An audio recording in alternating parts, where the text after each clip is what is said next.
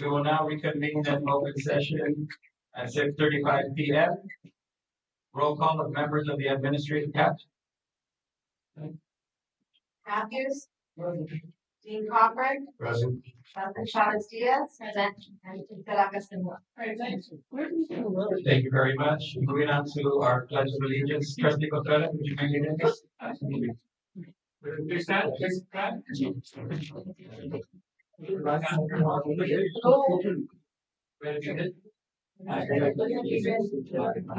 The United States of America and to the law.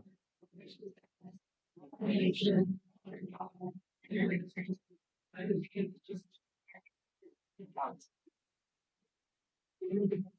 Thank you very much. Moving on to item 6, adoption of agenda. Approve the agenda for the regular Board of Education meeting of June 29, 2026. Are there any amendments? Yes, we have item 15.4, amend to reflect the district entered into the contract with Weather Technology on December 16, 2025, rather than December 16, 2026. And I have item 15 F2 by B, the certificate of opinion beyond that. And item 15 F2 by C, the certificate of Maria. Thank you. Thank you very much. May I have a motion to approve the agenda with the amendments as stated? Second. Thank you. We'll do a roll call vote. Trustee Saavedra? Here. Trustee Mejia? Yes. Trustee Contreras? Yes. Myself, yes. Motion passes. Item 7, report of actions taken in closed session. Superintendent.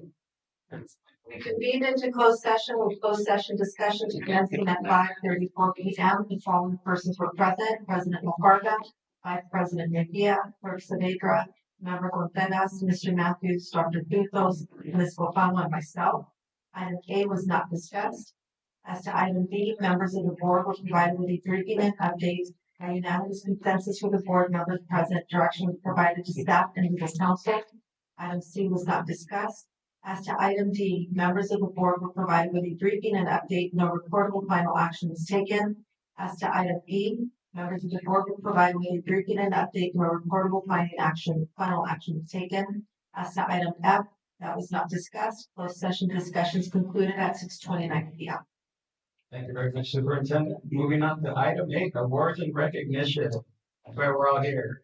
Item A, recognition of El Rancho High School Special Needs Society members for the 2025-2026 school year. I would like to invite Ms. Catherine Dame. Is she here? Yes. That's great. That's not bad.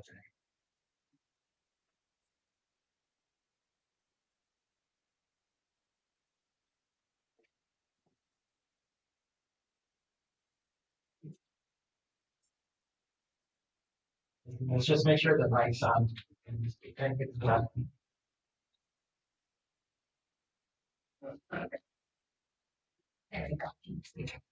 Okay. We have 22 students who are being recognized as being for troop number 2164 that I also was a member of, so this is very, very special. Do you want me to point back? I would like to invite you all up now for a photo. Do you mind just stay facing us? We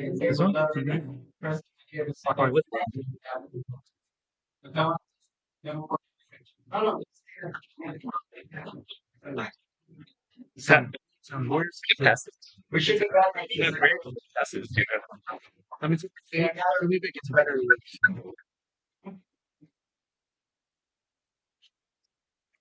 Do you know that might not be the I do remember anger class.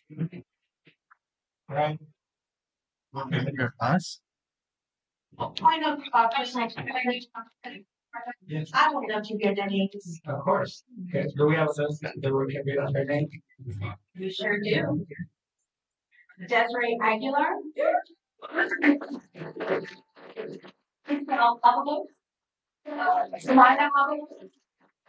Lady Gaga, Elizabeth Taylor, Origin, William Fairchild, Sophia Graham, Sally Garcia, Ryan Lamont, Brian Sophia Ramos, Walter Ronaldo, Victoria Roman, McCain Stevens, Gabrielle John, Sarah Montenegro, Christina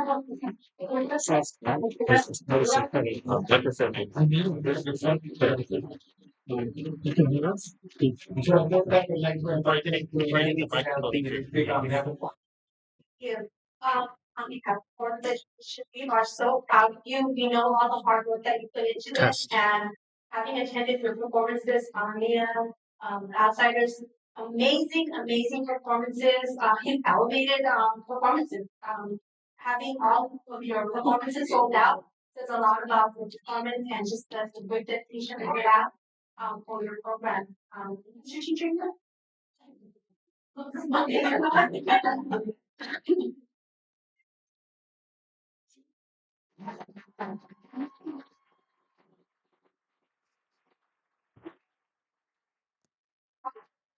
You put this into the, again, I know that you worked really hard for these past 4 years. Just want to say thank you for elevating the arts, and we're so proud of all of you. Thank you. Now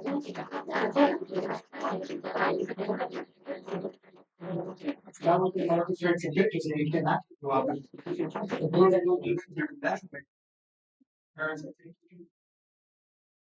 we'll go to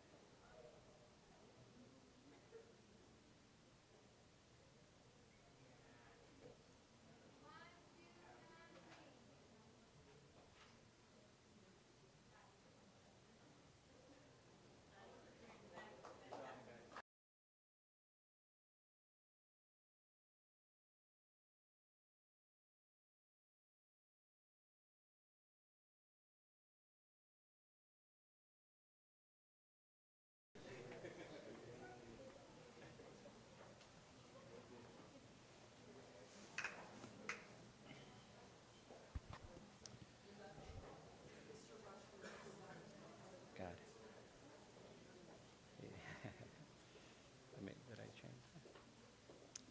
Okay, now we will move on for recognition of the El Rancho High School Band Color Guard Drumline members for the 25-26 school year. Ms. Adame. Okay. We're going to start with our color guard. And so I will say your names and please come up with your certificates.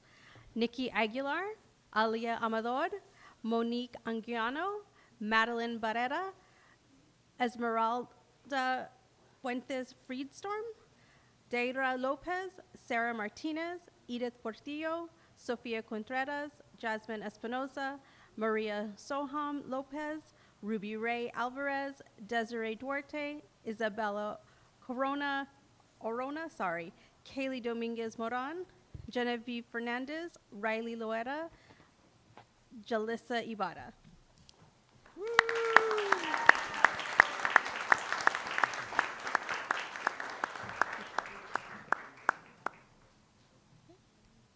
Do we want to do pictures one group at a time?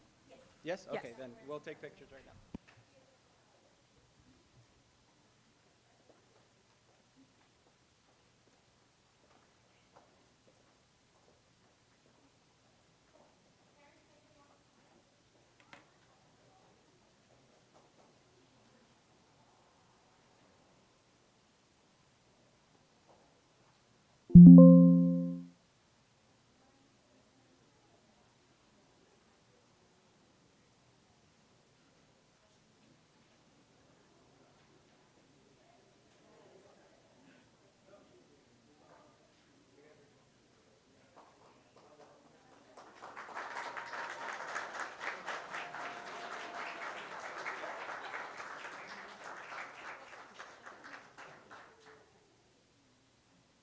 Next, we have Drumline.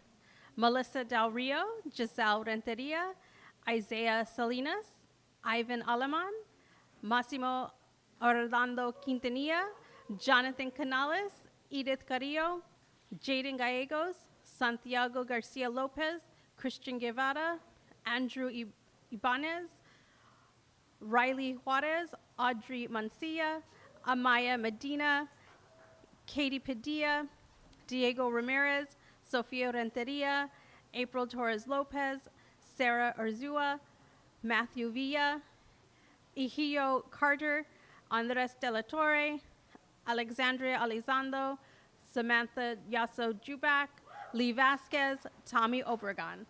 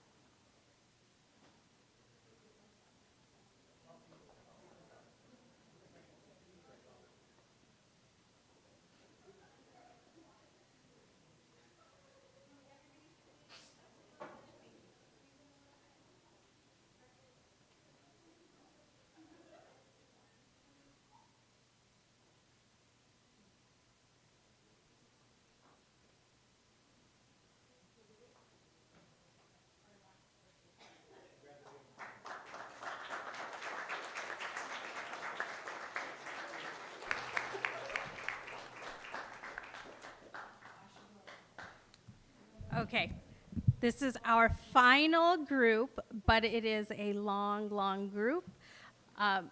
Bear with me. If you have your certificates, please come up with them.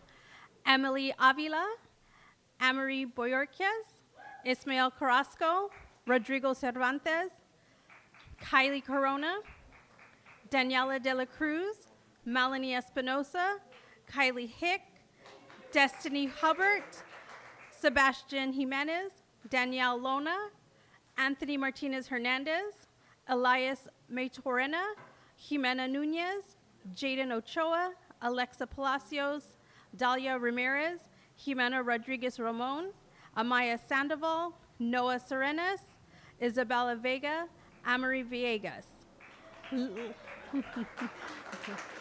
Those were our freshmen, and now our sophomores.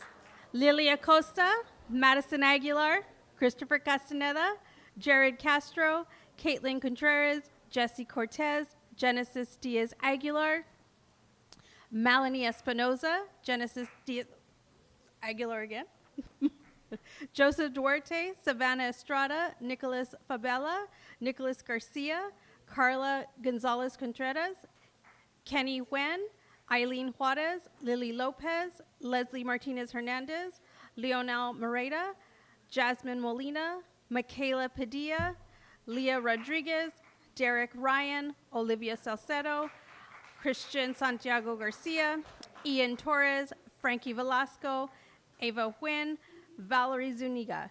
Those are our sophomores.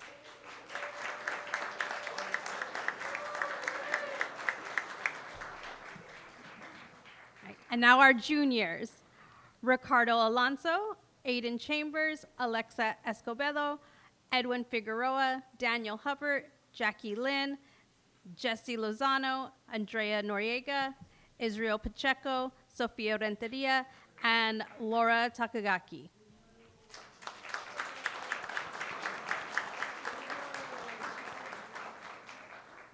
And now our seniors who just graduated with us, Malady Aguilar, Ihio Carter, Andres De La Torre, Emily Duarte, Alexandria Elizondo, Rose McCormick, Galileo Osegueda Uteras, Marisol Orozco, Leilani Romo Garcia, Lee Vasquez, Lizeth Zamora.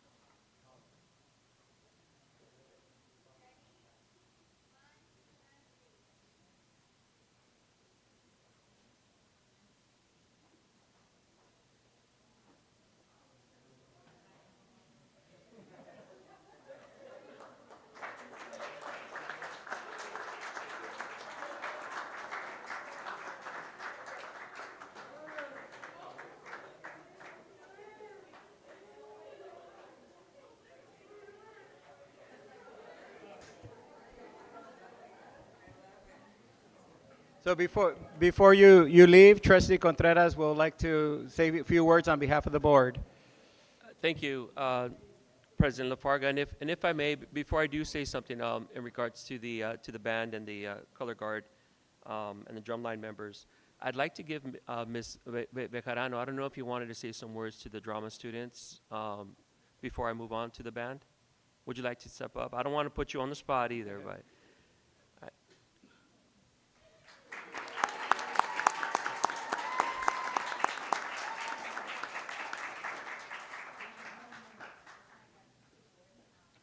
Let's turn on the mic,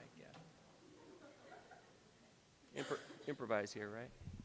That was a really good speech. I'm sorry. I just wanted to express my gratitude to the board for your support. And we are working hard to hopefully build a program that the whole community can be proud of. That's what these students are working toward. And it's just a privilege to just see how much effort they put into their projects, just being able to share something with their whole community and all that energy and talent that goes into that. I mean, I'm always in awe of them. And so thank you for your support once again. Thank you.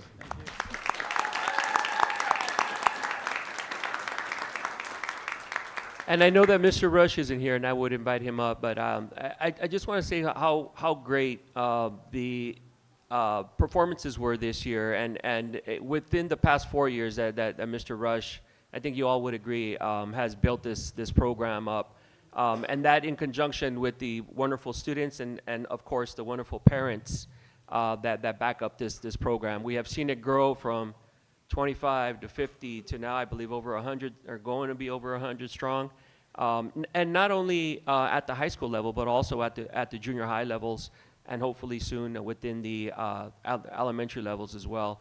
It is a great program. I enjoy going to watch the performances there, and I just want to say thank you to Mr. Rush, to the students, to the parents, and it's a great joy to see. I did see a couple of names called up more than once as far as in drama and the band.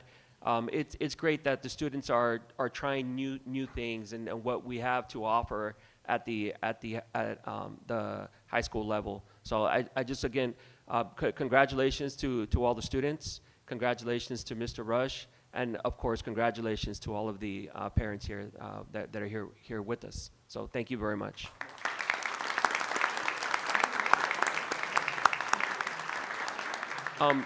Ms. Adame, I don't know if you wanted to say some words. Did you have some words for them?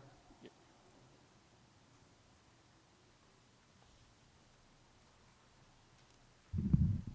I'm just really proud of all these groups. They put in so many hours. They are on our campus morning, noon, and night. You can see our band and drum line and color guard on the field all throughout the summer. Our program for the arts it's incredible, and I thank the board for your support and coming and seeing this take place. Our band, who is so dedicated to our community and our school, we thank you for that. And Ms. Bejarano, thank you for putting on these beautiful, wonderful, amazing live performances, because I love the arts and I love the theater, and I'm so grateful for you and what you're doing with our kids. Thank you, Ms. Adame. Can I also mention Mr. Rush, who is not here, was one of our teachers of the year this year, and it is well deserved. Thank you. Thank you for those. Thank you for those words, Mr. Dom. And I think it shows us support with the board. We do have the new band room. I believe that's being finished up for the band members that are returning next year. And then also Mr. Wasik would be proud. I would say that Mr. Wasik, as you very well know, would be very proud. So thank you again. Thank you, President LaFarga. Thank you. Congratulations to all of you on well-deserved recognition. You are more than welcome to stay, but I know it's summertime, so you're also welcome to exit at this time if you'd like as well. So thank you very much and congratulations. Do you want to take a Trustee LaFarga, take a 5. We'll take a 5-minute break.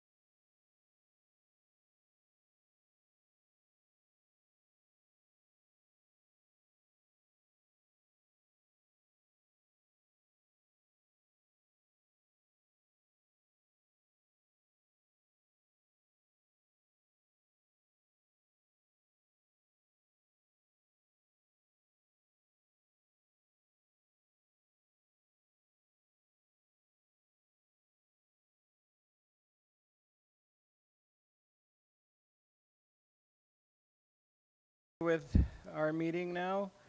We will move on to item 9, public comments, items on the agenda. Do we have any blue comment cards? None. Thank you. Item 10, public comments, items not on the agenda. Yellow cards? None. None. Thank you. Moving on to item 11, Labor Association reports. Is Mr. Gutierrez here for ERFT? No. Mr. Acosta, will you be coming up? All right.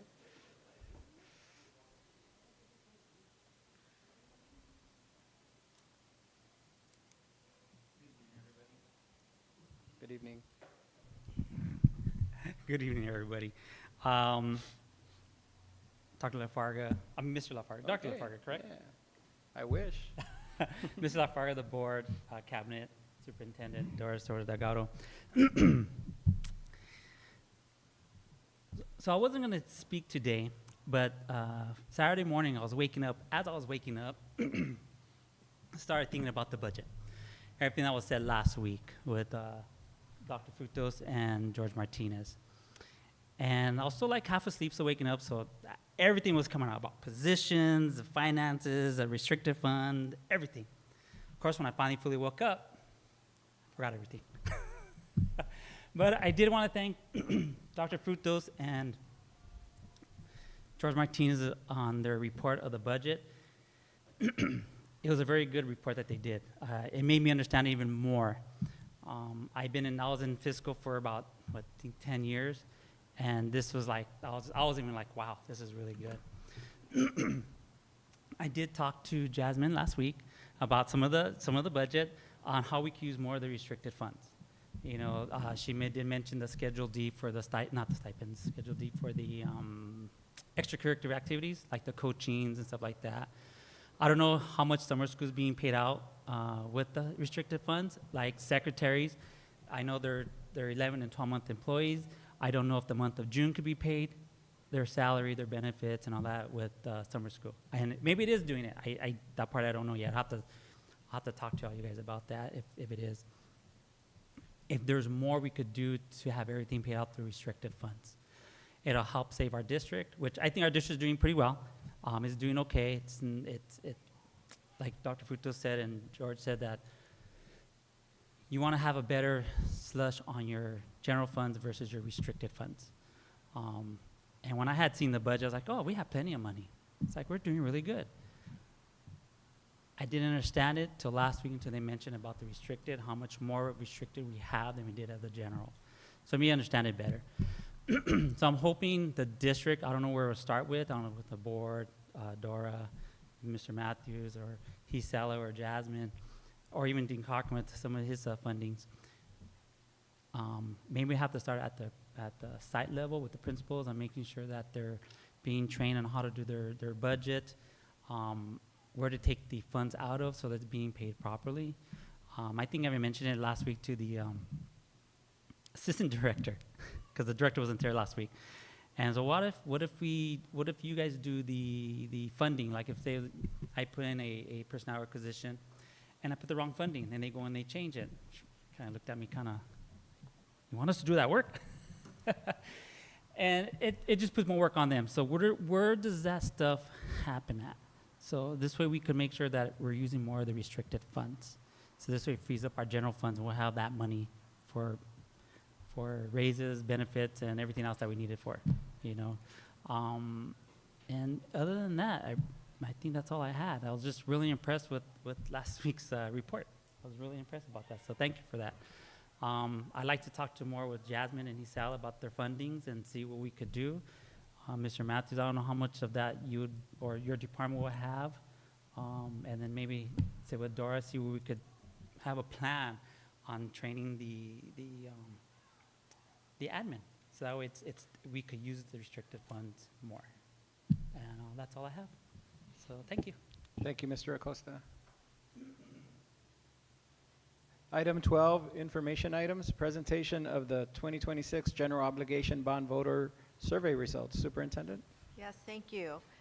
I would like to invite our bond consultant, Mr. Mark Farrell, to present the results of the district's recent voter survey regarding a potential general obligation bond measure This presentation will provide the board with an overview of community feedback, voter attitudes, and key findings to help inform future discussions and next steps.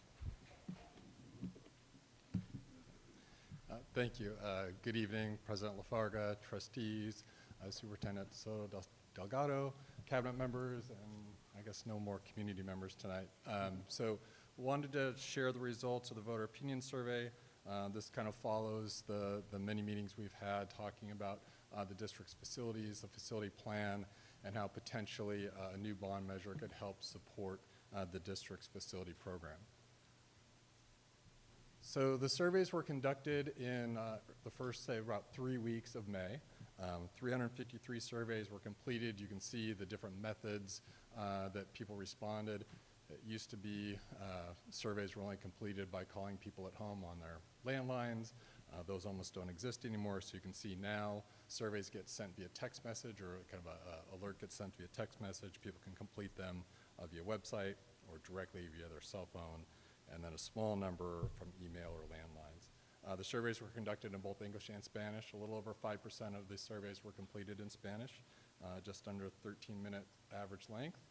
And then based on this sample size and the population of the district, we have about a margin of error of plus or minus 5.2% on all of these results. So this is taken a little bit out of order. This is a question we asked at the end of the survey, but it's helpful as we start thinking about the survey results, like how are people getting information about the district? And so you can see, you know, well over half of what people in the community, what voters know about the district is really coming directly or slightly indirectly from the district. So we have direct district communications, district social media, district website, and then friends and family and district employees, so a little bit of the word of mouth. So the district has a lot of ability to get information out to your voters. Also, at the end of the survey, we asked the voter whether or not they currently have children in the school, had children attend school in the past, or grandchildren attending or previously attended schools here in El Rancho Unified. And you can see this is pretty typical in most school districts. Over half of the voters have never had children go through the school system. So this can be younger voters. About a quarter of the survey respondents were between the ages of 18 and 34. Or there are people that have, you know, either didn't have kids or moved into the district after their kids had gone to school.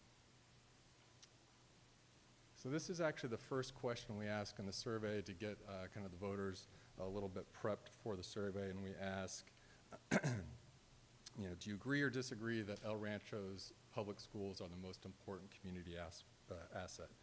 And so over almost 90%, 87% of the respondents agree. We also then asked, do you believe that having quality schools increases property values?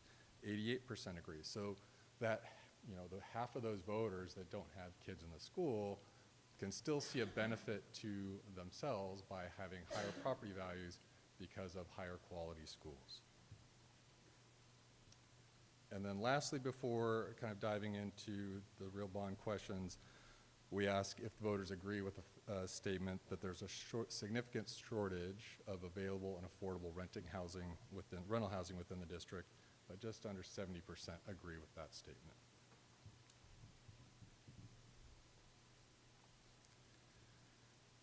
So the first real bond-related question we ask the voter is the actual sample 75-word ballot question. So this kind of simulates a voter that really doesn't have any information about the bond. They get their voter guide in the mail, they read it, and they fill out their ballot. And so the language has to be fairly general. It's capped at 75 words. A lot of the language at the end is kind of required by law.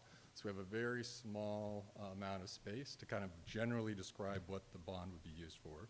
And so you can see we talk about repairing and replacing leaky roofs, electrical, plumbing, heating, air conditioning, modernizing classrooms, science labs, improving safety, and renovating CTE facilities for a $118 million bond at an average tax rate of $55 per 100,000.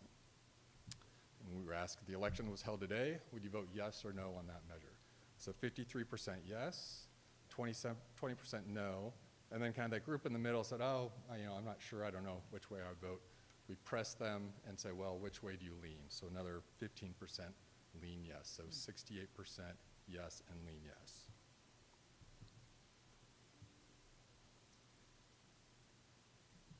We then go through the potential projects that the bond could fund, and we ask the voter, would it make you more or less likely to vote yes for the measure if you knew the funds would be spent on this project? And then looking at the chart, kind of that light blue and orange color, a lot of times the voter will say, well, it won't make a difference. This project doesn't make a difference. We then go back and look at how did they answer that initial question. Were they a yes voter or a no voter to the initial question? And so we kind of, that's that no difference yes, no difference no. So by and large, all of the projects that we tested were supported by voters. That black line is the 55% approval threshold required for a Prop 39 bond. So you can see on this page things like replacing HVAC, improving plumbing, water filtration systems, ADA improvements, upgrading special ed facilities, mental health facilities. All of those tested extremely well. Continuing on with some safety equipment like upgrading emergency communication and fire alarms, just rehabilitating aging schools, replacing roofs, plumbing again, additional classrooms for preschool facilities, technology, asking for PE facilities now at elementary and middle schools, upgrading science labs, and the last on this sheet, constructing a performing arts center. In a lot of communities, we would see support drop pretty significantly. Once you start moving dollars away from classrooms, you tend to see a drop, and we did not see that here. Shade structures, general renovations, again, expanding CTE, slightly different language on music facilities and performing arts, all strongly supported. And here's where we start to see a little bit of a drop-off. Constructing teacher and staff rental housing, still above the 55%. Modernizing middle school multi-purpose rooms.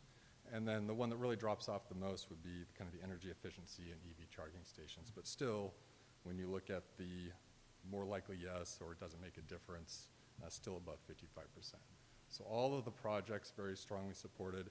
And what I should say too, when we ask about the projects, we randomize the order, and then we've just sorted them here on the results to show kind of the most popular to the least.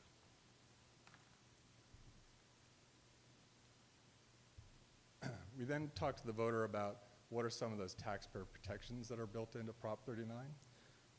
And again, asked these in random orders and then sorted them based on kind of those that rose to the top. So full public disclosure of spending the funds, the fact that the funds can't be taken by the state or the federal government, they can only be spent here in El Rancho. All tested very strongly. Having, excuse me, the Independent Oversight Committee. Independent Oversight Committee, the fact that funds can't be used for administrator salaries or benefits, and lastly, potentially state matching funds to help improve or kind of expand what can be done with those taxpayer dollars. So really then after going through all the positives about the bond, we go to the voter and remind them, well, this isn't free. So there's a tax associated with the bond. So asked two different tax rates. If you knew the bond would cost less than $35 per 100,000, or if you knew it was less than $55 per 100,000, would it make you more or less likely to vote for the bond? We see a little bit of tax rate sensitivity, not a huge drop off from the $35 to the $55 tax rate.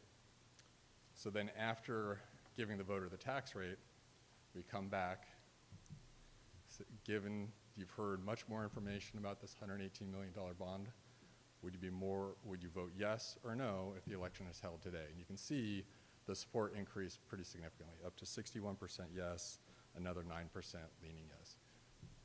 So as your voters got more information about the bond, what potentially was going to be funded with the bond, they've got much more supportive of the bond measure. So that's a good sign, and that if you can get out and communicate to the voters either what the district can do, providing factual information, or if you have a campaign committee that's going out and raising awareness about the bond, this is a good trend, that the more information a voter gets, the more supportive they are. And then we do look at how likely this voter is to vote, how the respondent is to vote. So on the voter file, you can actually see what elections an individual voter votes in. So the result on the prior slide is based on kind of the very reliable and reliable voters.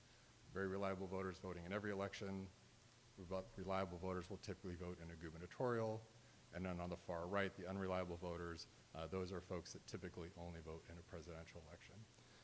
And typically we would see kind of a bump up in kind of that reliable group and the unreliable group.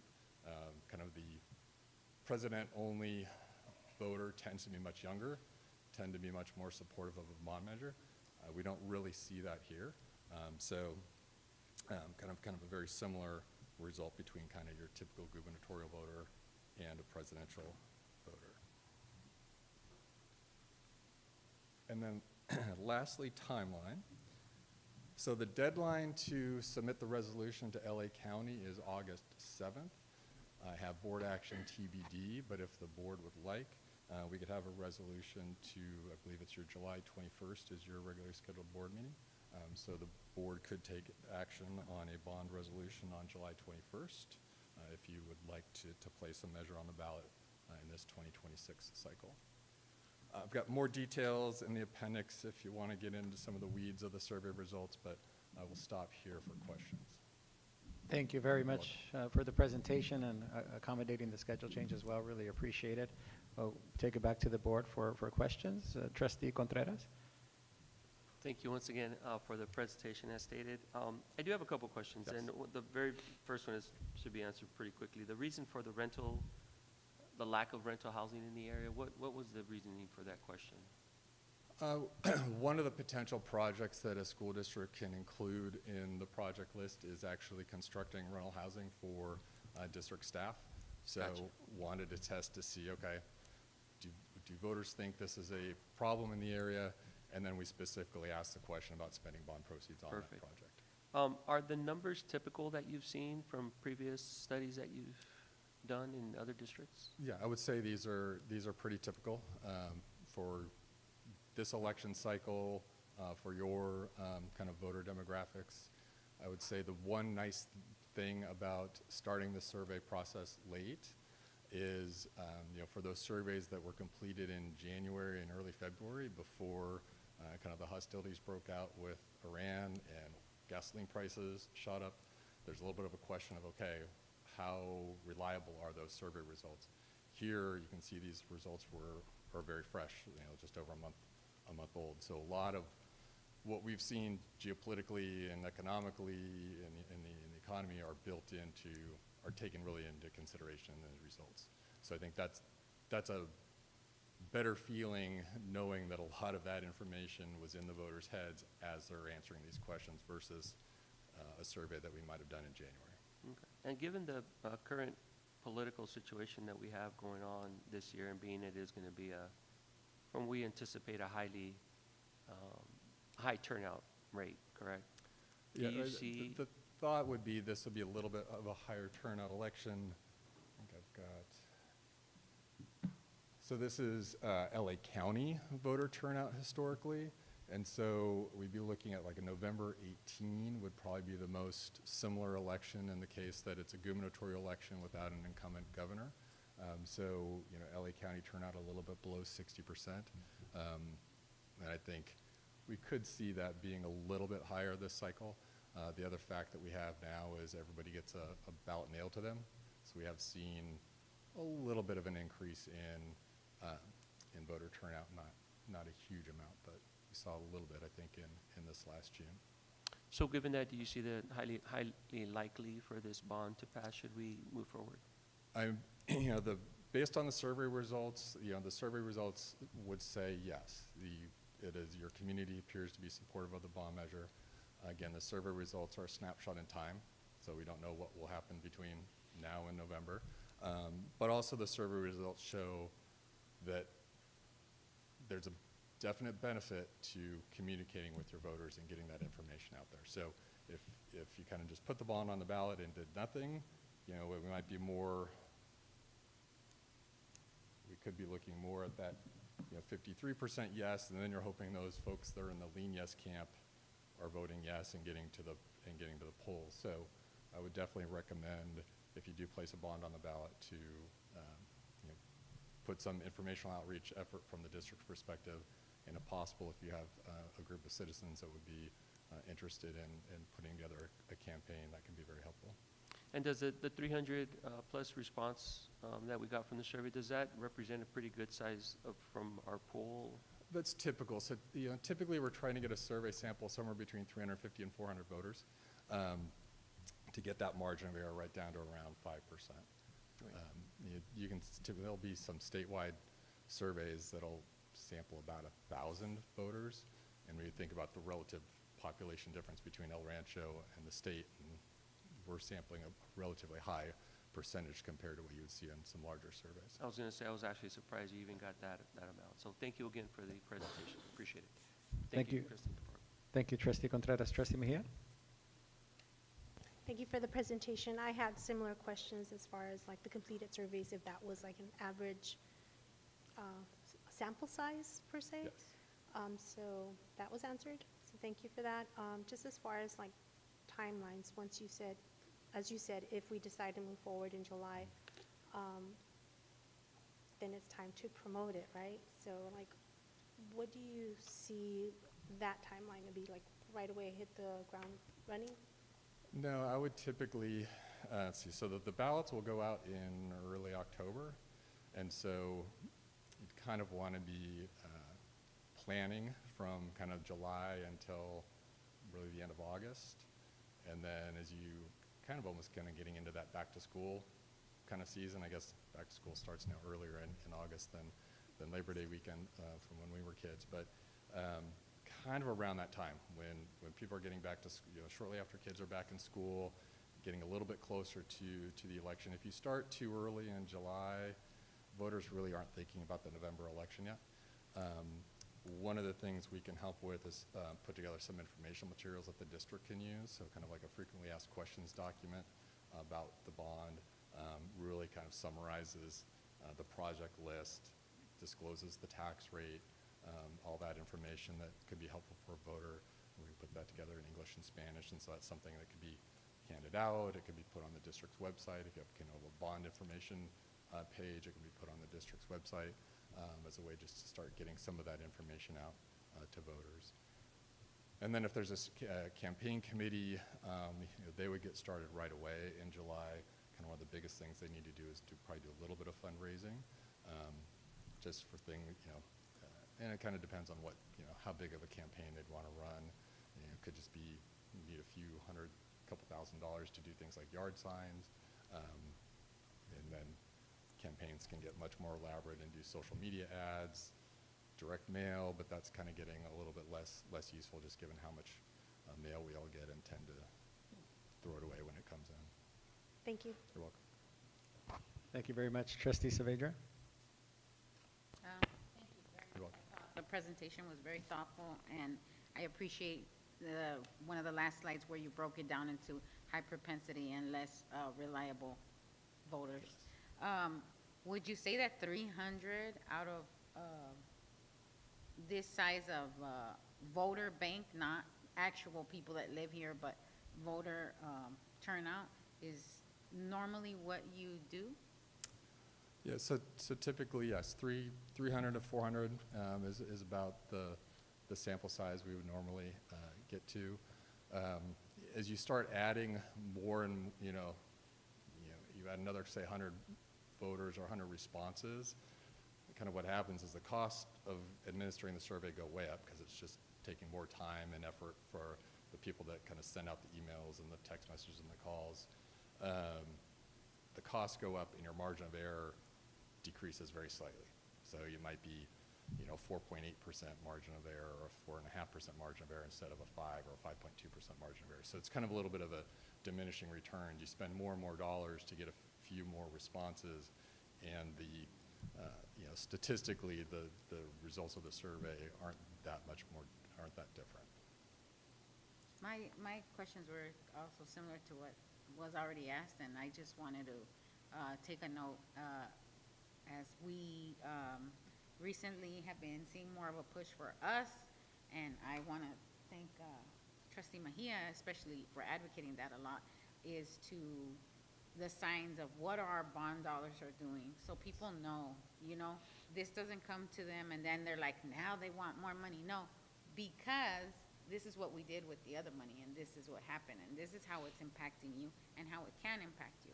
So where we can get all that information to our community would be awesome. So thank you. You're welcome. Thank you very much. My questions were all answered, so I think I'm good. In terms of next steps, Superintendent, are we wanting to have direction? Yeah. Yeah, I see, and you're proposing in terms of a board action to be considered about moving forward with that process. I don't, we can talk off the record later on. Typically, it's, a team that comes with a whole long council and some fiscal folks. So those are the type of things that would probably come to the board's consideration At the next meeting? Would everybody be okay that they come with a resolution and we have discussion at that time? Yes? Yes. Yes.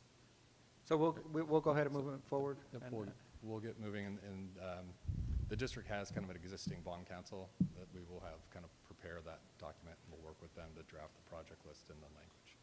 And Perfect. We'll bring all of that to the next meeting. Great. Okay, thank you. Thank you very much.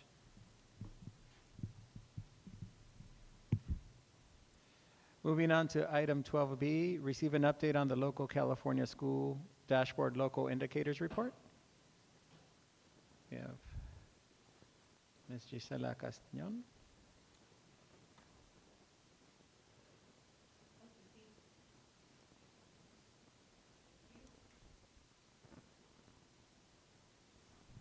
Thank you. Okay, good evening, board members, community members, and El Rancho Unified staff. This evening, we'll be presenting on the local indicators, which are the indicators based on 8 state priorities that are part of the Local Control and Accountability Plan, or the LCAP.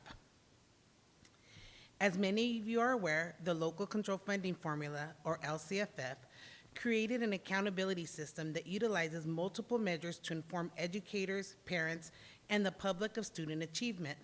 The purpose of this accountability system is to assist us as a district in evaluating our strengths, weaknesses, and areas that require improvement.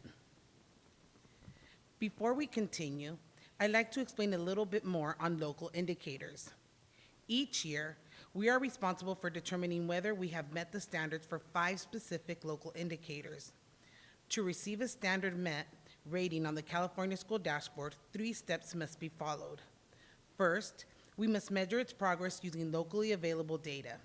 Next, these results must be presented publicly at a regularly scheduled board meeting of the local governing board.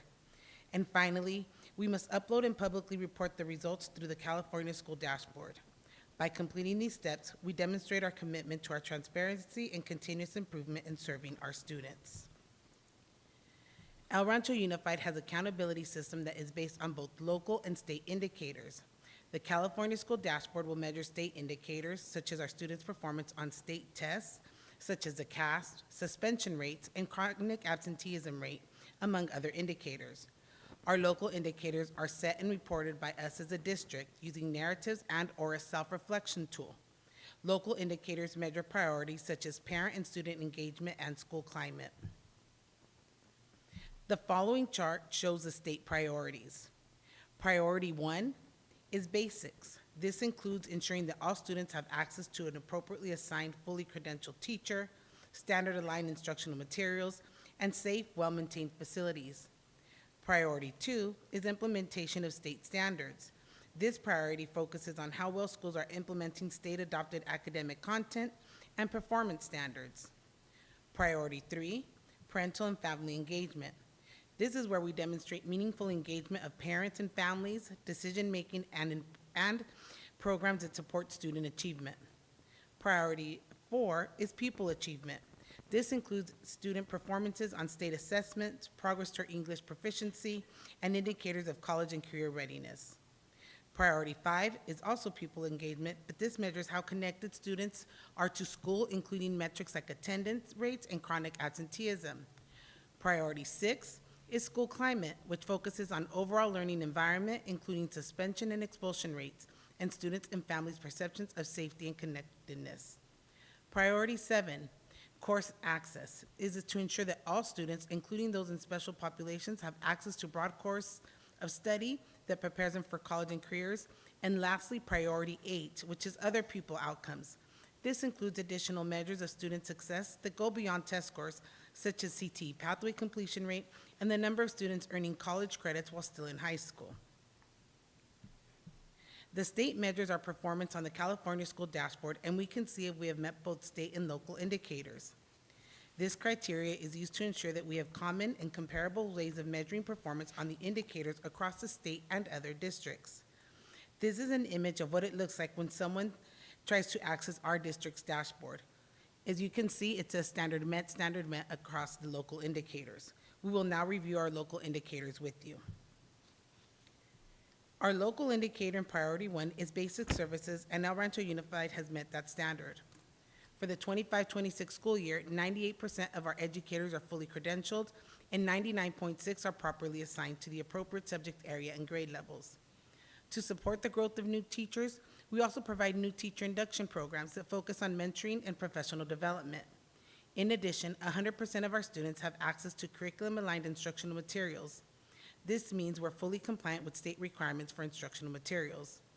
When it comes to our school's facilities, we remain committed to providing safe, clean, and functional campuses. In the 24-25 school year, no William complaints were filed, reflecting our continued focus on maintaining quality standards. For the 25-26 school year, our facilities reviews show that 1 school site is exemplary, 8 are in good repair, and 4 are in fair repair. We will continue to address areas of need to ensure all campuses remain safe and supportive learning environments. State priority 2 is the implementation of state academic standards, and the standard was also met. In English language arts and math, students in grades 3 through 8 and grade 11 take the CASP. The results show that 39.99% of students met or exceeded the standard in ELA, and 29.35% met or exceeded the standard in math. In science, students in grades 5, 8, and once in high school take the California Science Test, or CAST. In 24-25, overall, 23.31% of students met or exceeded science standards. We also track progress in English learner outcomes. In 24-25, 17.4% of English learners were reclassified as fluent English proficient, and 16.5% of our English learners attained a proficiency on the LPAC, earning an overall score of 4. Excuse me. Priority 3 is parent involvement, and this is another local indicator, which we also met. The self-reflection tool is organized in 3 sections. Each section includes practices in family engagement, which are building relationships between school staff and families, building partnership for student outcomes, and seeking input for decision-making. Our educational partners can be part of the decision-making process by being members of our district advisory committee, school site council, and other site parent-teacher organizations or associations like PTO or PTA. Parents can also participate in events such as scheduled school events, such as back-to-school night, open house, parent conferences, and surveys.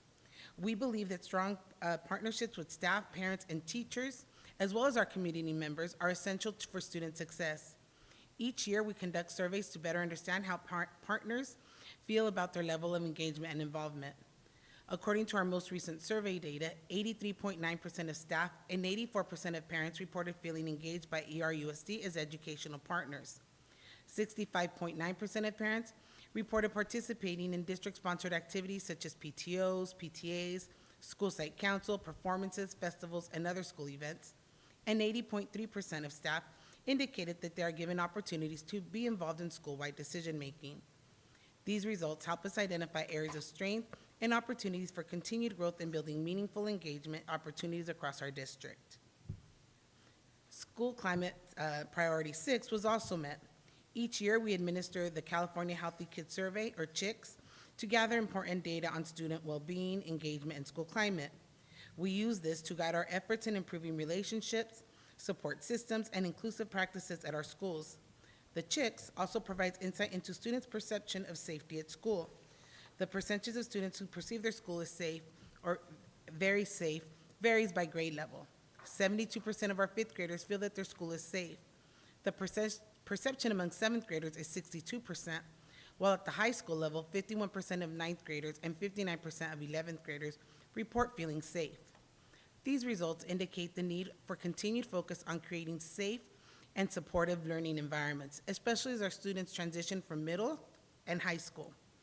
Our district is committed to addressing these concerns to ensure every student feels secure on campus. We also met the standard for State Priority 7, which is access to a broad course of study.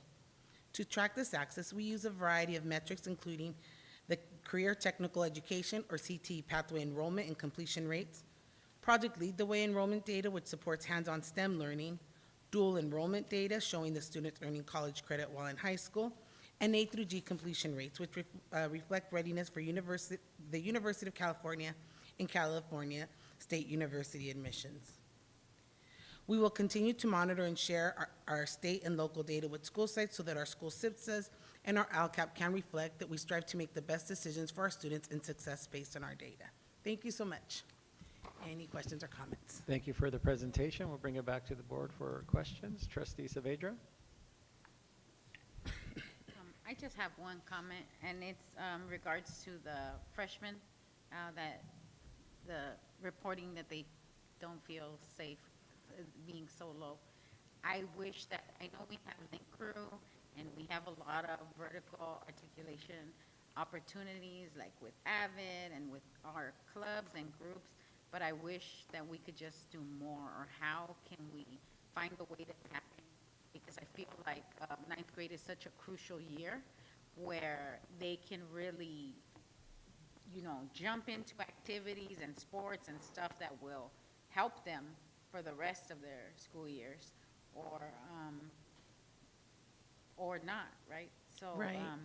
Anything that we could do to support our students, but that was just one of, and I appreciate, I love going through the LCAP every year. It's like one of my favorite things to look at, but that just really is.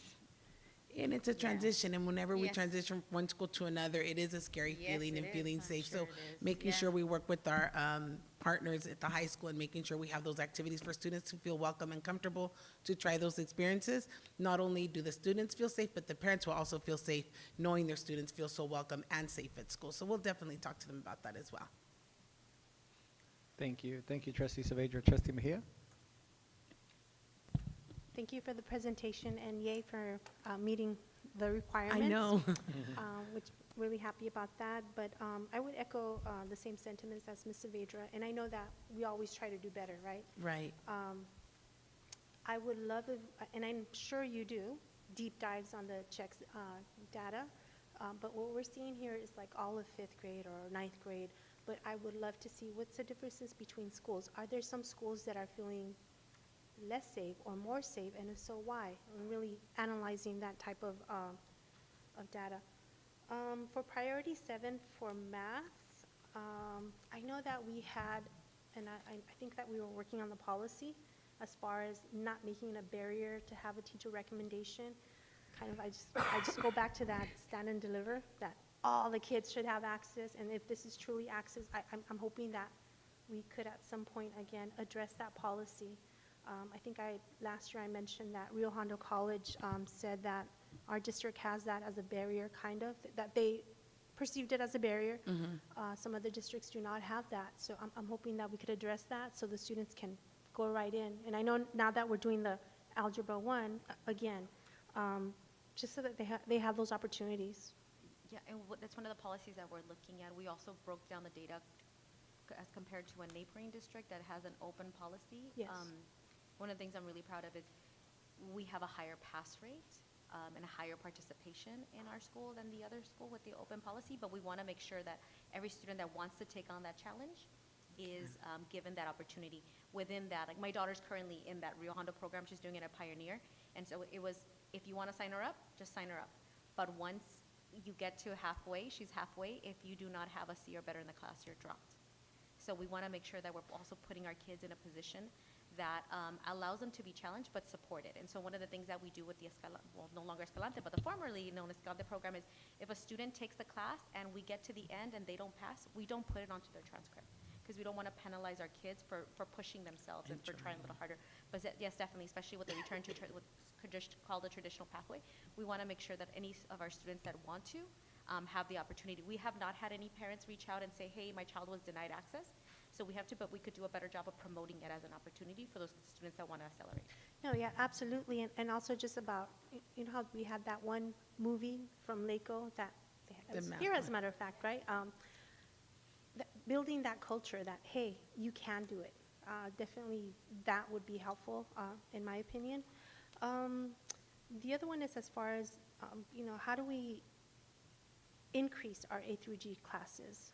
I know that it's also an opportunity. That way more kids will have that chance to complete it.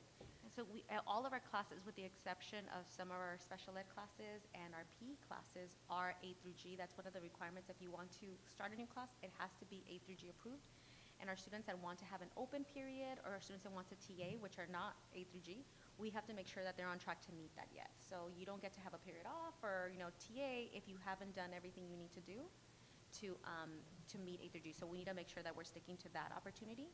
Also with credit recovery, that's one of the books. Because if you pass a class that's A through G, but it's a D, it's like it's an F. Right. Right? So we want to make sure, that's why we have a license for every single kid at the school. So every kid that needs to or wants to make up classes through Ingenuity, we have open access. Before, Apex would only give us, or we used to only buy a certain amount of seats.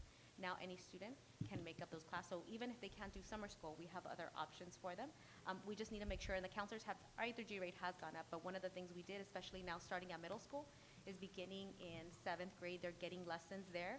Because one of the things that we would see is the kids were so used to just promoting from 6 to 7 to 8 that once they got to high school and all of a sudden, wait, there's credits, wait, I have A through G, there's classes that I have to. So we're trying to teach them younger. And so part of it with the board approval that we're looking at doing in the fall is our kids that have taken integrated math 1 in 8th grade, having that posted to their high school transcript so they start building that A through G completion and A through G transcript at 8th grade.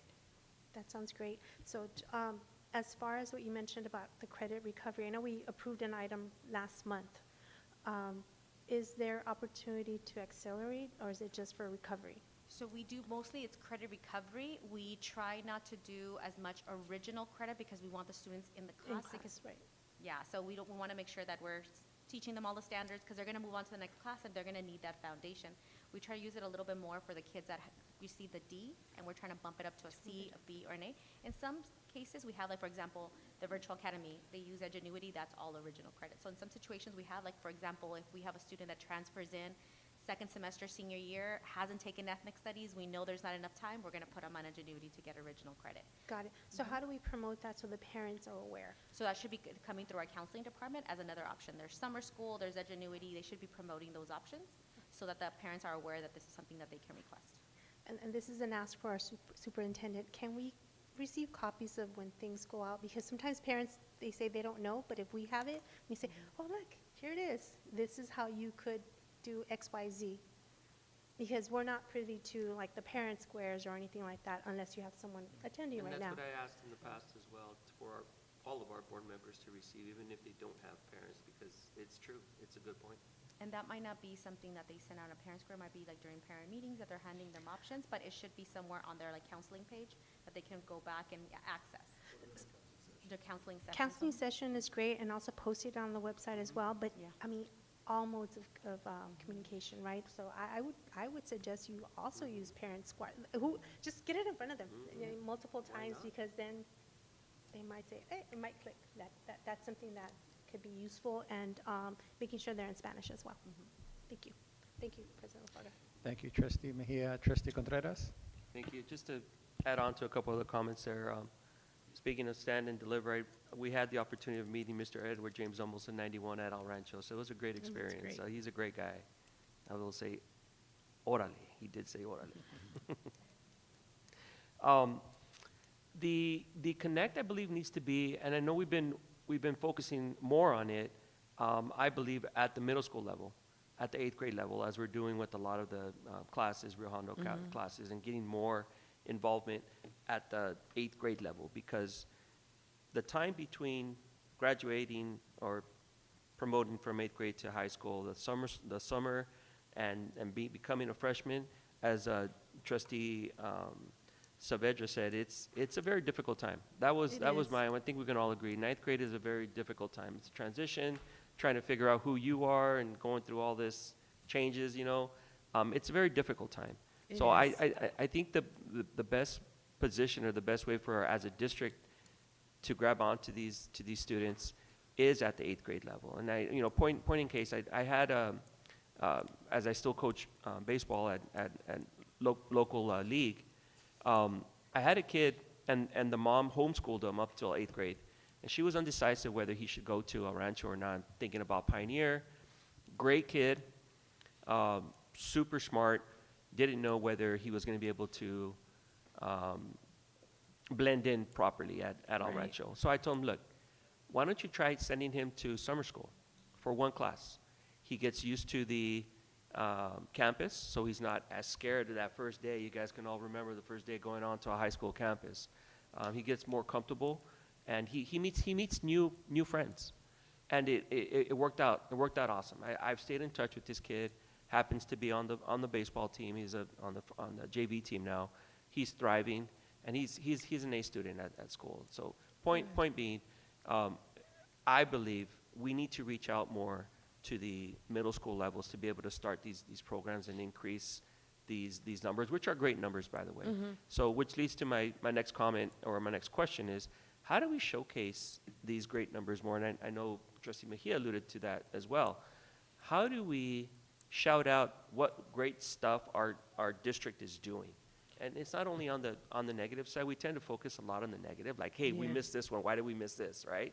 When all the other 9 we hit or we're excelling.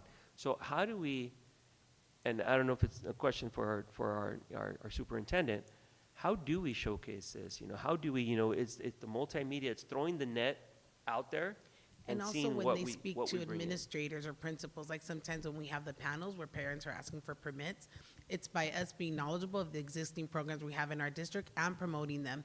We also have our future dawn nights where our 8th graders are invited to the high school. We also have opportunities for parents to say, I didn't know you had this program. We'll say, let's call the principal and schedule an opportunity for you to come and visit the campus. At our open houses, we have talked to principals to invite the community so that they can see what the local school has to offer, which is great after the survey that was shown today, seeing that our community values the schools that we have in our community and in the neighborhood school. So it's our job as principals, as educators, as teachers, to educate our parents when they talk about it. When they say something like, oh my goodness, did you hear what happened at Rancho? Yeah, but did you know this happened as well? And always, you know, the positive things that we do have and the wonderful programs we offer our students. Whenever we've done conferences or workshops at other neighboring districts, parents come up to us and ask us, I didn't know you had this. Can you offer this at this? No, this is at El Rancho. So it's our job to promote that. And I'm sorry for interrupting the question. But you know, just to respond to that really quick, So I'm sorry. it's more. We need to do something different. We need to try new stuff. And again, going back to me referring back to the middle schools, they're comfortable at the middle school. Right. Myself being at Burke, I was comfortable there, right? Not going to El Rancho. Well, I was because my brother and my sister were there, but most kids are comfortable in the environment that they're used to, in. right? They feel comfortable. So coming to them, bringing them the programs, the band, the arts, right? Everything. By the way, we have this, and we also have a science and, you know, the math, all that good stuff. Going to where they feel comfortable and then inviting them over the summer or inviting them in the Don's night, which is phenomenal. No, I know what you mean. But I think that those families Doing and those more. parents already know of or already have been. It's reaching out to the ones Who don't. that are scared of going, or like in my case, haven't made up their mind whether they're going to be going to El Rancho. So True. instead of hoping that they come to El Rancho, making sure they get a taste of what El Rancho is. So that way when they go to other schools, now they have something to Right. compare to. So a couple of things that we did a little different this year. One is we brought, we have the science cohort. We brought one of the science teachers from the high school to the middle school to speak directly to the science teachers about the different science pathways so that they could talk to the kids about, oh, you really enjoy this biology unit? Did you know you could take IB biology? You could take AP? We also then expanded our parent nights at the middle school. We did them at every middle school. Usually it was just math night. Now it was math and science. So they were presenting, here are the different pathways that you can participate in. I think another piece that really helped us is with our new communications person, with Lisa. Like we are featuring different programs at the high school and kind of like a did you know? She's been great about building quizzes that the kids could take. So I want to do a CTE pathway. Which one's for me? I like working with my hands, or I really like helping people. Might be hospitality, might be construction. We talked about different, is IB, AP, or dual enrollment? What's the better program for me? Like Ms. Castañon said, whenever we go to the middle schools, we do parent nights for dual enrollment at 8th grade. And so we talk to the parents about, you're starting in dual enrollment at Steen, Burke, North Park, Rivera. But did you know that if you go to El Rancho, you can earn that AA? So telling them this is the beginning, and that's one of the ways that we're trying to hug them, that putting integrated math 1 into a transcript is so that we can say to them, if you stay with us, you can get 10 credits for Spanish 1. You can get 10 credits for integrated math 1. You took that dual enrollment, that's another 10 credits. So you're going to start El Rancho with 1 semester of your freshman year potentially done. And one of the other ones that you helped out with, and I thank you so much for, is the production class I've been pushing for. McGee has an excellent, I think we can all agree, they have an excellent production class. And then all of a sudden the kids that transition, which is Burke, usually, transition over to Burke, doesn't offer anything. But Rivera does. So we have this mixture. And then finally, El Rancho has started something, right? So it's to my point again, we need to continue these programs, these awesome programs that are going. And I've stated it before, we live in the second largest city that has communications as a whole, right? Besides New York, maybe. But we're not offering that, and it's something that it's a no-brainer. So thank you for helping and getting Burke jump-started. But I also believe we need to get these teachers together to talk about what's the latest and greatest. What are you doing? What's working? What's not working? What do you have that I need that maybe you can spare so that we can help each other out? And I think that's one of those pieces, because then the middle school teachers can talk to them about, this is what you're going to see. Absolutely. It's one of the things that we saw with pentathlon, is now the pentathletes Another one. are saying, oh, I want to go to the high school and do this. And now the Burke music teacher is willing to work not only with the 3 middle schools, but he said, I'll help the high school decathletes if they're interested too. The So spark getting in them their stay in eyes, the room, the yes. spark in their eyes when they saw Rudolph come in with all the bells and yeah. whistles coming in with and just, I want that, right? oh my I God, it wanna was be that. amazing, amazing. So yes. Yeah. Mr. Melga told me I think the past they've had maybe 5, 6 freshmen. They have over 25 freshmen interested in being decathlon next year. Awesome. See, and to my point again, that's where we need to grab them. We need to get them at the middle school level, because And if even we the wait, elementary, if doing the we walking wait- field yeah, trips to get them absolutely. excited for Absolutely. middle If school, I can high share school, and just whatnot. one other building that example school that's kind pride. of on the other end, we had at Burke, we had a student, English learner, struggling, working. Our interventionist was working one-on-one with the student. The student had tremendous growth this last semester. Mom met with the interventionist and said, I was going to take my kid to Downey. But now that I see the support that you have here, I'm really looking at El Rancho. She introduced it to the interventionist at the high school, and now the mom said, I'm keeping my kid here because you have a pathway in terms of support for my child. Absolutely. And thank you again. Appreciate it. Of course, thank you for Thank the you, Trustee feedback. LaFarga. Thank you, Trustee Contreras. I echo the same sentiments and comments as my colleagues, but my PowerPoint stayed at chicks. Yes. And just looking at it, I think, safety is one of our strategic priorities as a district, as we discussed at our retreat. It needs to be higher, right? And somehow maybe we think about a wildly important goal. I think 80% and above of our kids should feel safe in their school. And I don't think that's unreasonable. But how do we do that, right? Right. So it's the lead indicators that we put in place for us to have those conversations. Because it's concerning, and you addressed some of it already, but we can do better. And climate's just not about facility. It's just not about air conditioning. It's not about space. It's about how we all create climate, right? How, when that kid walks into that class, who greets them? Or the parent walks into the office, who greets them? We all create climate. Because we all know when we walk into a room and nobody says anything, we're like, okay, what's going on here, right? And I think that's just climate. So I challenge us, how do we get to 80% and above for our students to feel safe? And that is a huge jump, but I think it's doable. So those are my comments with respect to safe school climate. Any other questions or? I want to say something in terms of the advertisement. I know we're only as good as the amount of people that also come as we're advertising at some of the events.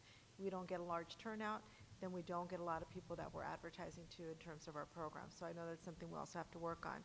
But we do have other avenues, as Ms. Chavez-Diaz mentioned, with communications. That's changed a lot. because we are now doing weekly reports, we're doing quarterlies, and then thank you, Ms. Mejia. So if you take a look at this Chamber of Commerce little magazine that they have together, they're highlighting some of the things that we're doing within the district and all actually sharing stories of kids in here. This is what resonates, I think, in the communities, and not only within our community, but outside of our community. So we need to just continue to work on what are those avenues that are going to actually reach people out there, because it's not just one thing, it's several things altogether. Thank you for that, Superintendent. And it's, for me, kind of, I just can say one more thing about around marketing. I still see Downey doing social media ads, and they pop up in my feed all the time, and I watch them, right? And I think we should be doing some of that. Even if you have kids enrolled, if you put or you talk about any of the things we want to communicate with, those are effective. They are effective, and we haven't invested in that yet, right? And Social media accounts. We have somebody within our school district, our communication specialist, that does that, as well as the school sites are responsible for that. We may need to do some more training on how it is that they get those social media posts out there, because I don't know what Downey has. but we have to pay for it. So it's an ad. Is it? It's a Facebook ad, yeah. And it's so much I know about social media you myself. you pay, you say how long you want to run it, and it'll pop into your feed. You put Okay. the zip codes you want to So I will talk to our communication specialist and see how we get that going. and yeah. We have boosted ads in the past. Yeah. Not in the recent times. Yeah. But part of our communications that we've talked about in just a few areas has been, how do we cut through the noise? And part of that's been consolidating some of our communications, because too much communication with our local people, also, they just tend to tune it out, and the good stuff gets lost in with some of the noise. And then trying to figure out how we also leverage our word of mouth and those campaigners for us. You know, when we see people like that were here this evening highlighting their kids and their kids' involvement, that's one of the best ways we can get it across as well, and helping them share that message. I know in some of the conversations just talking to people tonight was, how did you find out about color guard? How did you find out about band? Why did you join? You never played an instrument before. What made you start now? And I know Mr. Rush has brought in a whole group of people that had never touched an instrument until their high school career and are leaving as, talented individuals. So finding ways we can do that. I think a big piece we have to really focus on is going to be leveraging our resources as our school sites are smaller and our people do get tired. How do we best use them to concentrate what we can do to reach the broadest group of people to cut through that noise? Yeah, and absolutely, and I agree. I think it's twofold. It's promoting what we do now for our younger kids, looking at what the high school has in terms of offering, but just recruiting. I mean, we have not promoted our athletic facilities. We have not promoted all the wonderful things that we're doing academically, the schools to watch. That's an ad in and of itself for us to put in social media. That'll target Montebello, Downey, Whittier, and beyond. So we control all those dynamics in terms of what we want. So it's kind of internal communications that we need to strengthen, but also external to address the recruitment. Trustee Mejia? Thank you so much, President LaFarga. Yeah, I just wanted to share a couple of things. One is, so back in the day at Obregon Elementary, when I was in PTA, the principal there, Ms. Lopez, anytime that they had an award, she'd always include something either informational to teach the parents, very short, maybe even 15 minutes, but you have your captive audience there. So that's something that we could do. And or promote a program, right? But 10 minutes, it doesn't take long, but you have, again, a captive audience that's there. The other thing is, I know that we did request reviewing the communications plan. There's a lot of things that we could be doing, including the ads. But besides that, I know that we've requested banners on the poles. We have our property here, right? And if you go to Rio Hondo and you're driving up, you could see all their programs, kind of like at a university, right? Highlighting, again. You have those opportunities. We have control over that, but we're not doing it. So I'm hoping that at some point we could, as a board, have that discussion, review the plan, and possibly offer suggestions, recommendations that would obviously, if they're feasible, great. If they're not, no, but being budget conscious, but at the same time, let's use those resources that we have. Again, we have the polls. Let's advertise it. Let's, it'd be great if we could do that. Thank you for that. Thank you, Trustee Mejia. Trustee Contreras? Yes, and just to add on, if a district is adding students in a time where most districts are losing students, that district's doing something right. So if they're continuously bombarding, and I agree with President Lafarga, if that district is continuously bombarding social media, and we've asked for this for the past 2 years, I can say at least the past 2 years, let's figure out what they're doing because they're doing something right. And just mimic. We're not trying to reinvent the wheel here. We're trying to say, hey, what are you doing that's right?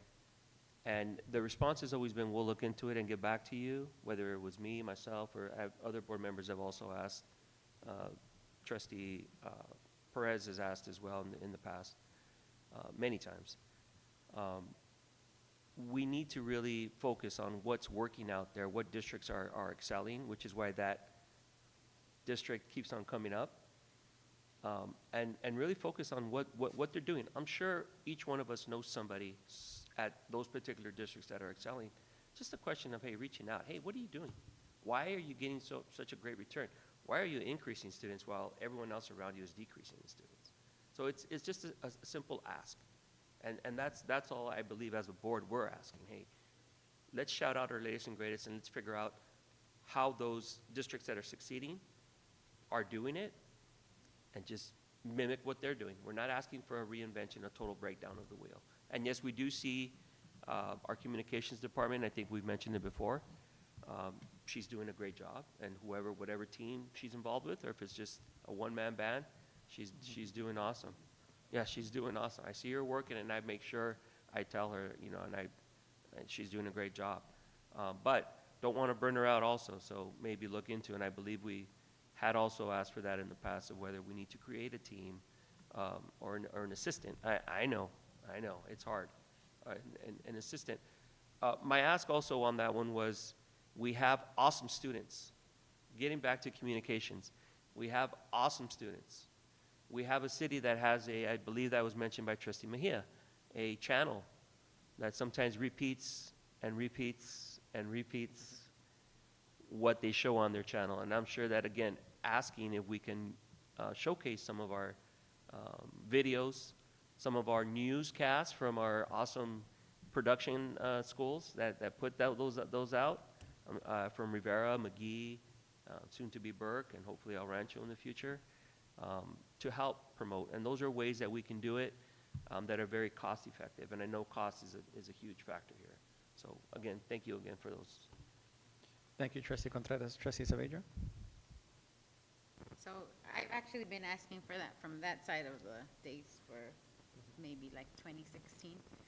But we really need to work with the city, and even if it's just half an hour that they give us of you run everything that's going on in your school districts this week, so they could showcase that. I would love to see parent ambassadors at every school, because it's easy for an ad to pop up and it's you talking about how great your school district is. Yeah, you work there, but this person that doesn't work there, maybe I'll have a little bit more buy-in because they're a parent just like me. I want to know how they feel, right?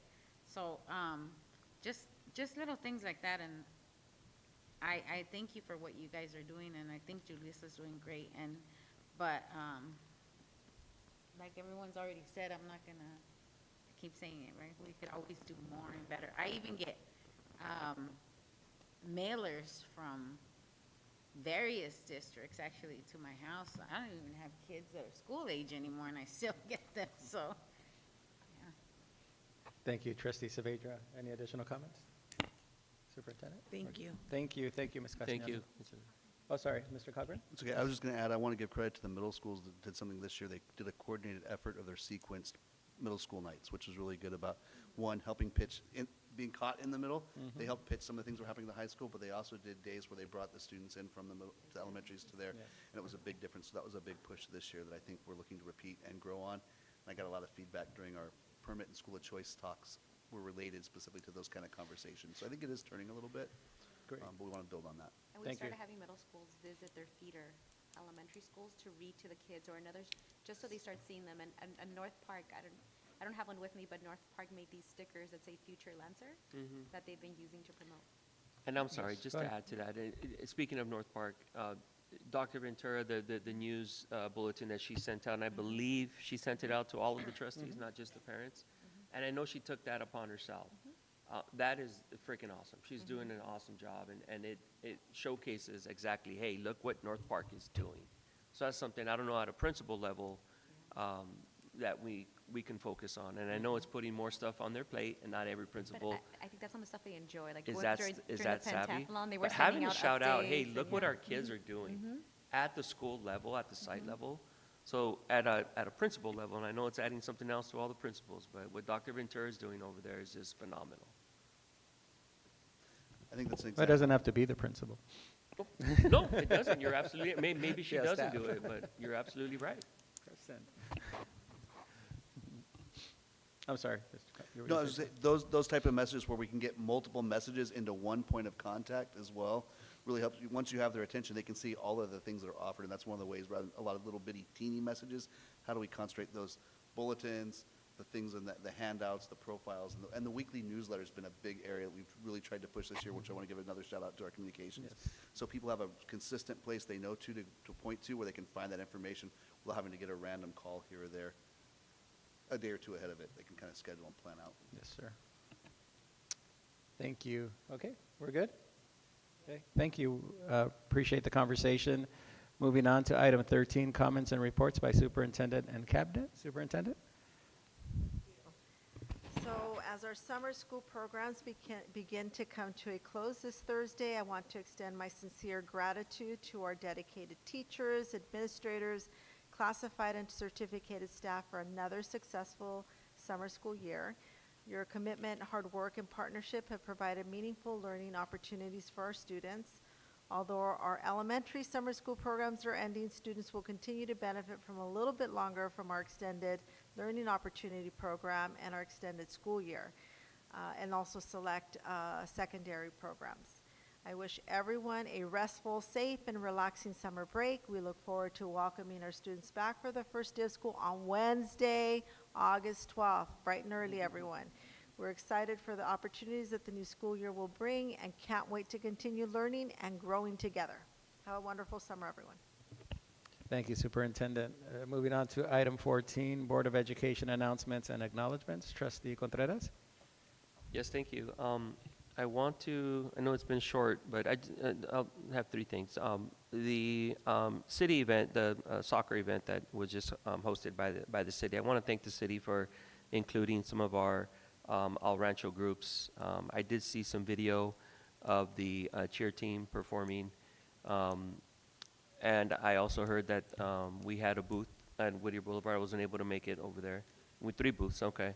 And I did attend the event at Smith Park, so it was well done. So I want to say thank you to the city for including our district in their event this weekend. I want to say wish everybody a happy 4th of July and bid America a happy 250, right? 250. So I want to say happy 4th of July to everybody, and I would like to request that we close in lieu of, because I know we have some Venezuelan students and families in our community, memory of those that have lost their loved ones in the earthquake, and also that our thoughts and prayers are with them as we continue to look for those that are lost from the earthquake, and that we are thinking of them. If possible, we can have a moment of silence or close in their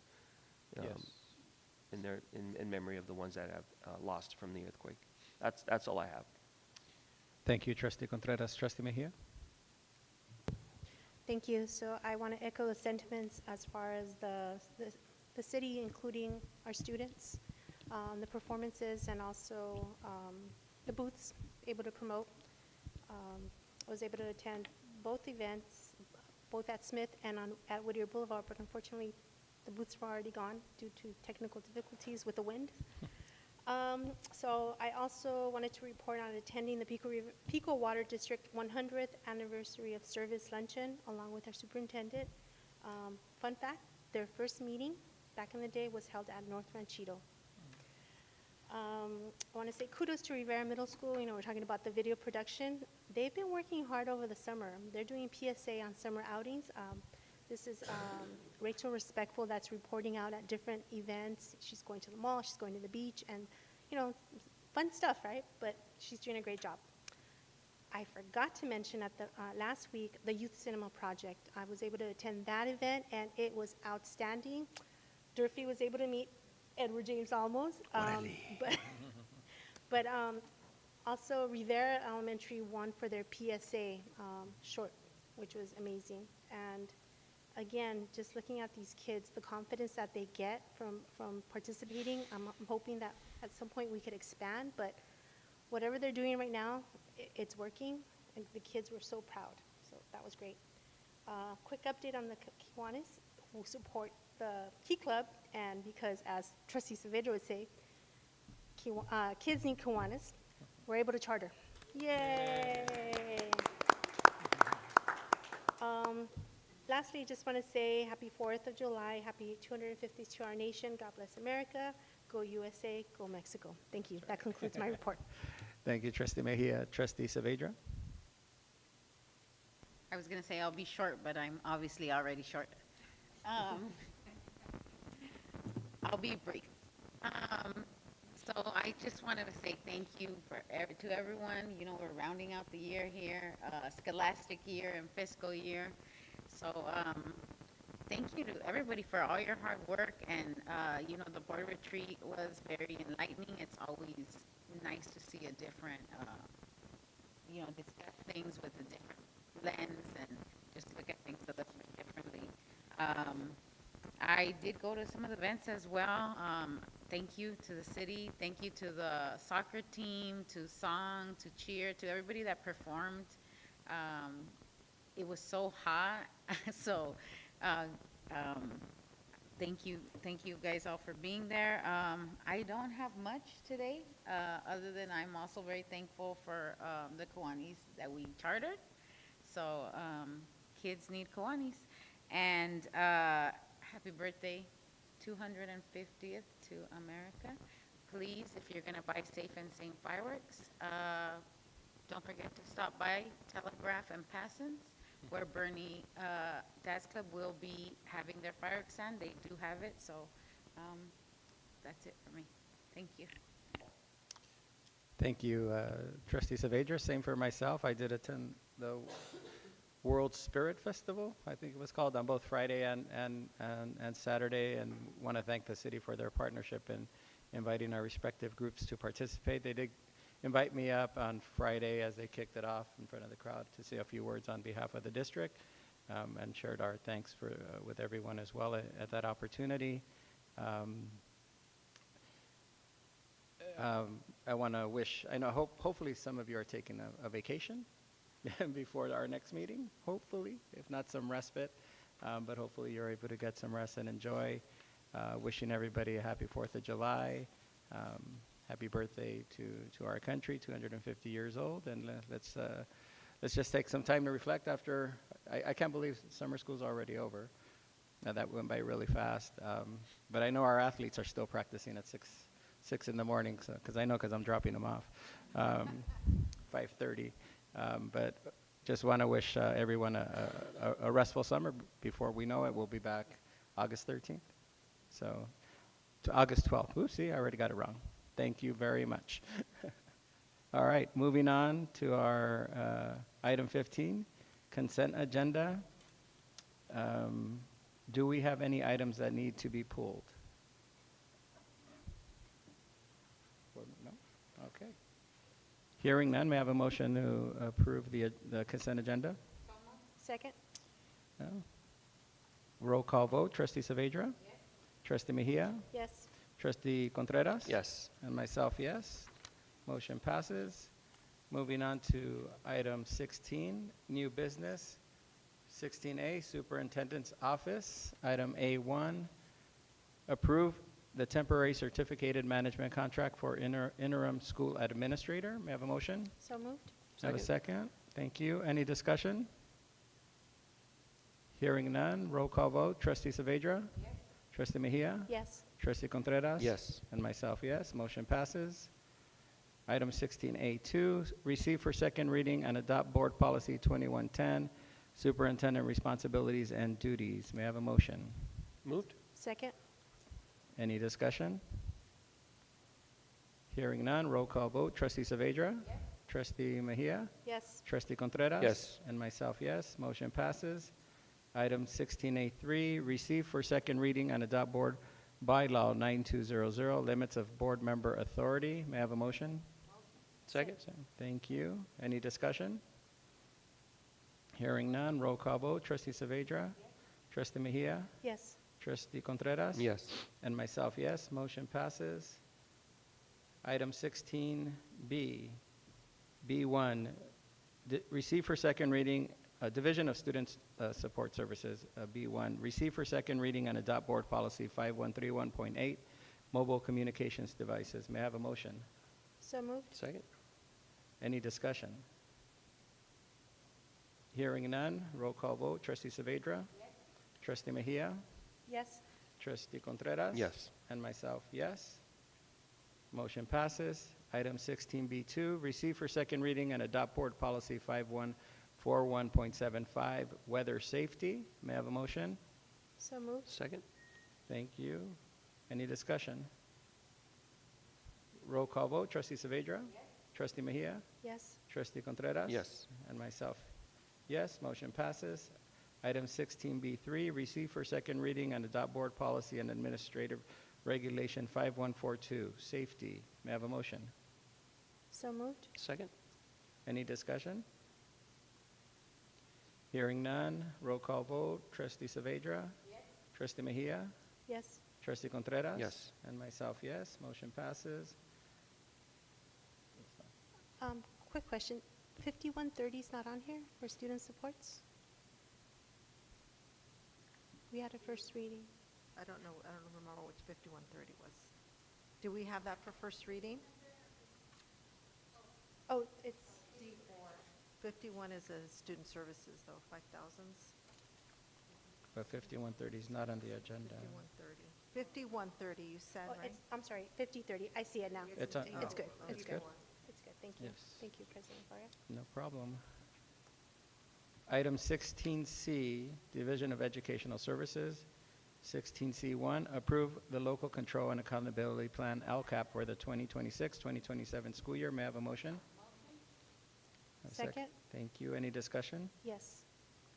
Trustee Mejia? Yes, thank you. So I know that we, at our retreat, we talked about possibly communication as being a focus area, and I know that we've done surveys. I did have a question that was answered. We're using SurveyMonkey. I would like to receive consensus from my colleagues on the board to possibly explore thought exchange. I've seen other districts use it with great results. And it wouldn't only be for the LCAP, it could be for different things that we need to survey parents, just for for direction to explore that option, not to get it. We'd be happy to meet with them. We were originally Qualtrics. SurveyMonkey is like a fraction of the price, so in an effort to save money, we switched from Qualtrics that was, I think, up to $30,000 a year to SurveyMonkey, which is about $5,000 a year. So we would be happy to meet with Thought Exchange. We're just trying to be a little bit more frugal. And I understand thank you for being budget conscious, but at the same time, communication and gathering feedback from our educational partners is something that's very important.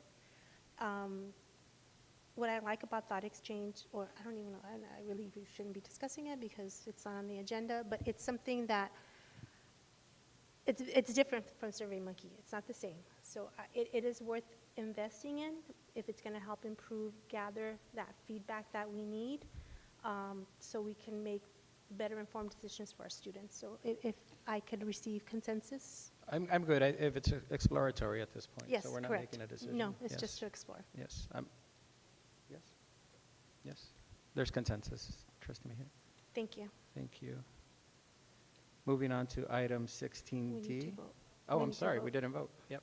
So going back to item C1, we finished discussion. Roll call vote. Trustee Saavedra? Yes. Trustee Mejia? Yes. Trustee Contreras? Yes. And myself, yes. Motion passes. Item 16D, Division of Business Services. 16D1, adopt the proposed budget of the El Rancho Unified School District for the 2026-2027 fiscal year. May I have a motion? So moved. Second? Okay, thank you. Any discussion? Hearing none, roll call vote. Trustee Saavedra? Yes. Trustee Mejia? Yes. Trustee Contreras? Yes. And myself, yes. Motion passes. Item 16D2, adopt resolution number 31, 2025, 2026, cash borrowing, temporary interfund cash borrowing. May I have a motion? So moved. Second? Thank you. Any discussion? Hearing none. Roll call vote. Trustee Saavedra? Yes. Trustee Mejia? Yes. Trustee Contreras? Yes. And myself, yes. Motion passes. Item 16D3, adopt resolution number 32, 2025, 2026, annual delegation of administrative authority to process routine budget revisions, adjustments, and transfers. May I have a motion? So moved. Second? Thank you. Any discussion? Hearing none, roll call vote. Trustee Saavedra? Yes. Trustee Mejia? Yes. Trustee Contreras? Yes. And myself, yes. Motion passes. Item 16D4, receive for second reading and adopt board policy and administrative regulation 5030, student wellness. May I have a motion? So moved. Second? Thank you. Any discussion? Yes. Trustee Mejia? Yeah, so, just as, our superintendent said, 5,000s are student supports in a sense, right, because they're students. So I know that right now we have our director of food services, which I hope someday we'll consider nutrition services rather than just food services. I really think that we should reconsider having someone from student supports there because this is so important, the wellness part of it. Yes, of course. So we do have student support services sitting on the committee. The reason why that individual was not responsible for the policy is because of the content within that policy is not within the area of that department. The majority of the content in that policy deals with nutrition and PE, which is not something that the Student Support Services Director usually oversees. So it's hard to make those decisions based on that content when other directors were involved in that. Understood. I think that in the past, both of them were involved, both the student supports and food services. But if it's your recommendation, that's okay. But that's okay. I'll accept the recommendation as you proposed it. Got it. Got it. The second thing that I wanted to discuss is, so we're adopting this policy and this administrative regulation. There's a lot of moving parts within these two, which are needed, right? You have to have your key performance indicators, goals. Specifically for the board policy, it does state that the board is going to do some goals there. So I would suggest that we have this as an item, and I'm hoping that we could address it before school starts, or not necessarily before school starts, in August even, but having a timeline for all of the items that are on both the administrative regulation and the board policy, as far as like when the committees are going to start meeting, the district one and the school site council ones. Possibly they're going to be doing school site council and wellness together. That would make sense if they did. But whatever the plan is, if we could have a timeline, that way a policy is not just sitting on the shelf, but it's being actively implemented. Thank you, Trustee Mejia. Trustee Contreras? No, Trustee LaFar, I think it was Superintendent Soto Delgado answered the question. Is there was still going to be involvement of the department there, so thank you. Thank you. Any additional discussion? Okay, hearing none, we'll take it to a roll call vote. Trustee Saavedra? Yes. Trustee Mejia? Yes. Trustee Contreras? Yes. And myself, yes. Motion passes. Item 16D5, receive for second reading and adopt board policy 7110, facilities master plan. May I have a motion? So moved. Second. Thank you. Discussion? Yes. Trustee Mejia? Yes. So for this one, I know that it's a 5-year facility plan that's required. If we could possibly, okay, so one of the things that the Office of, I forget the acronym, but anyhow, for the building, Yes. What was it again, Mr. Frutos? Yes, thank you. They recommend that your facilities master plan is aligned with your LCAP. So at some point, I would hope that we could review that to see how it's aligning.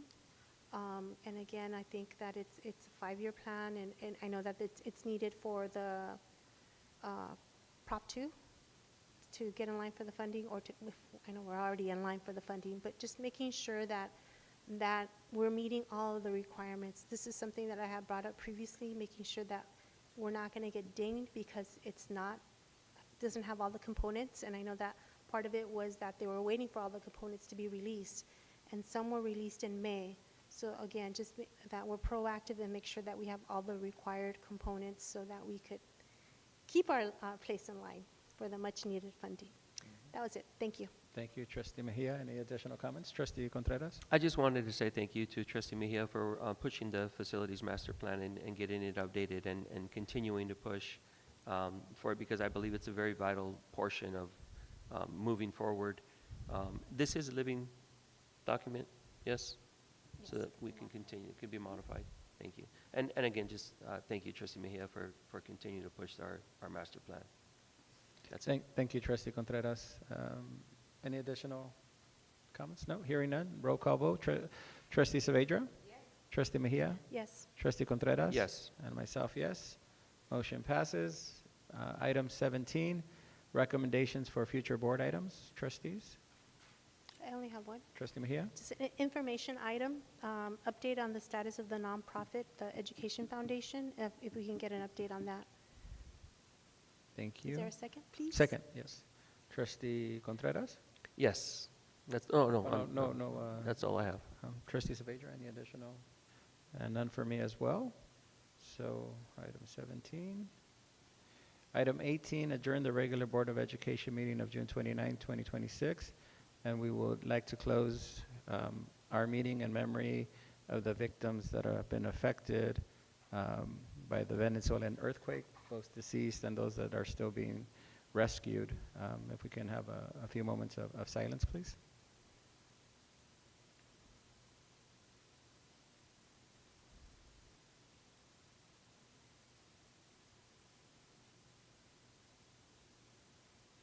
Thank you very much. It is now 8:28, meeting adjourned.